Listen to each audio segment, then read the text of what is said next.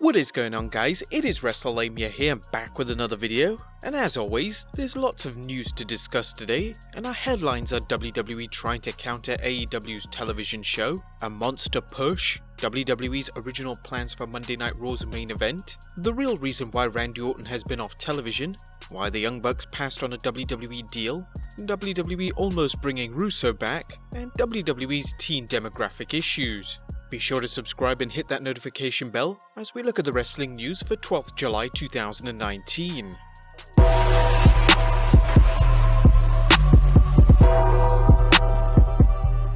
Let's get into the first news on how WWE is trying to counter AEW's television show.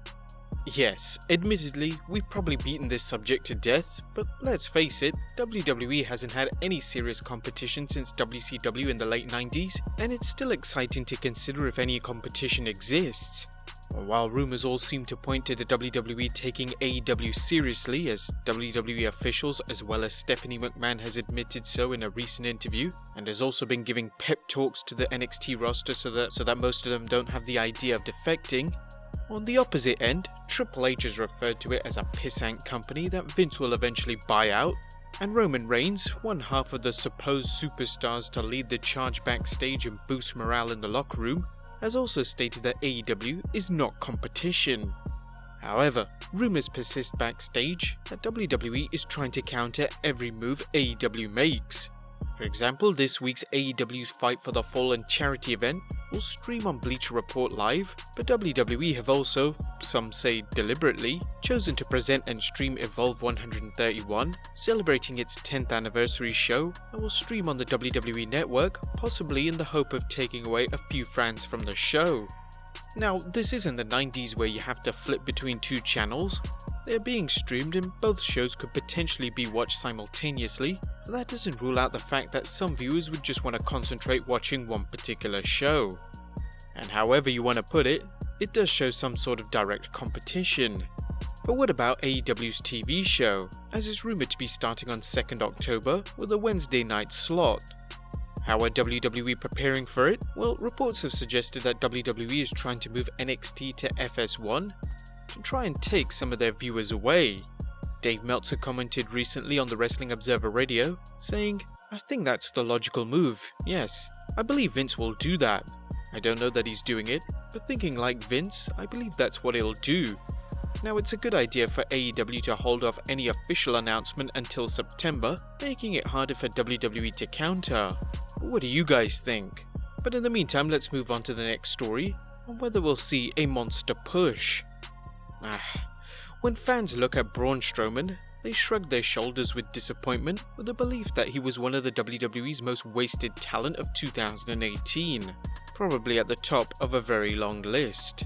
But despite being the greatest Royal Rumble winner, Mr. Money in the Bank, being inserted into a high-level feud for the Universal Championship, and being immensely over with the fans, WWE failed to put the belt on him, and confusingly turned him heel at the height of his popularity, only to quickly change him back face to rectify the ill move. PW Insider's Mike Johnson spoke on his uneven push throughout 2018, saying, "They would be high on him, and just when he gets to the point where you think the next step is putting him into the centerpiece position for the company, then something happens and he makes some sort of misstep backstage." However, that was then and this is now, and with Heyman as Raw's executive director, he's kept a close eye on Strowman and wants to build him up back into the unstoppable monster he once portrayed. Wrestling Insider Tom Collahue reported, "The idea is to get Strowman back to his roots as a monster, just destroying everything in his path. He hasn't been used as effectively as he could be. But you guys have confidence in Heyman building him up to a monster again? Let us know in the comments." But what were the original plans for Reigns' mystery partner on Monday Night Raw this week? Now, this week's edition of Monday Night Raw probably had the biggest WTF ending of the year, as janitor Gary Garbutt was chosen to be Roman Reigns' partner in his match against Drew McIntyre and Shane McMahon, but after putting up a good fight and losing, which was a huge mistake, Garbutt revealed himself to be none other than former Cruiserweight champion Cedric Alexander. However, this wasn't the original plan. PW Insider revealed that the original plan was to have a random jobber to be Reigns' partner. Who that jobber was supposed to be, we just don't know. But to be honest, even though the ending was lackluster, they went with the right move of having Cedric Alexander come out with a mask.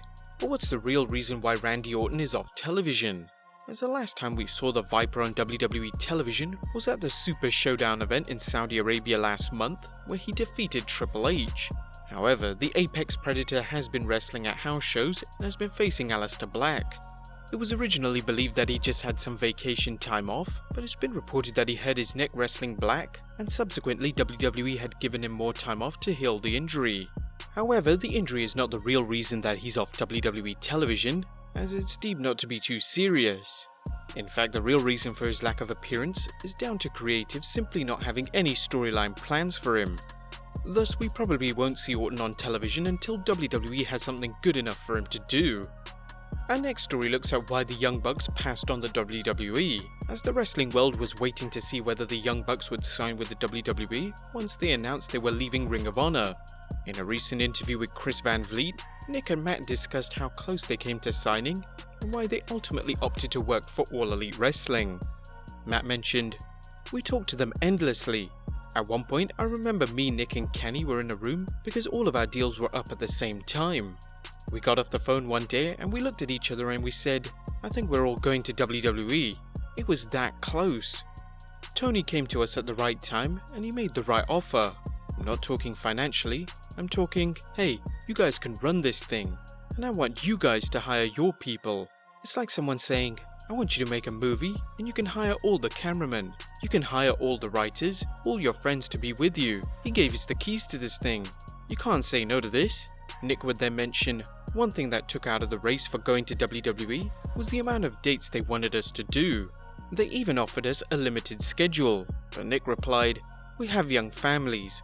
Even with the limited schedule, it was like, God, I can't imagine being home for just 2 days for my kids." Well, the Young Bucks could have come back to the WWE, don't forget they did appear in 2007, but WWE could have even brought Russo back. The WWE has had a class reunion of sorts, with creative forces from the past returning to the company as the WWE looks to revive its creative department. With Bruce Pritchard, Eric Bischoff and Paul Heyman back in the WWE, Vince Russo's name was bound to come up. Now, we urge you not to stick your head into an oven, as the WWE doesn't appear to have any intention of bringing Russo back. But Brad Shepard noted, I spoke to a source about the returning people to WWE from a creative standpoint. You look at Bruce Pritchard returning, and you look at Eric Bischoff returning. You look at Paul Heyman being placed in the executive director role.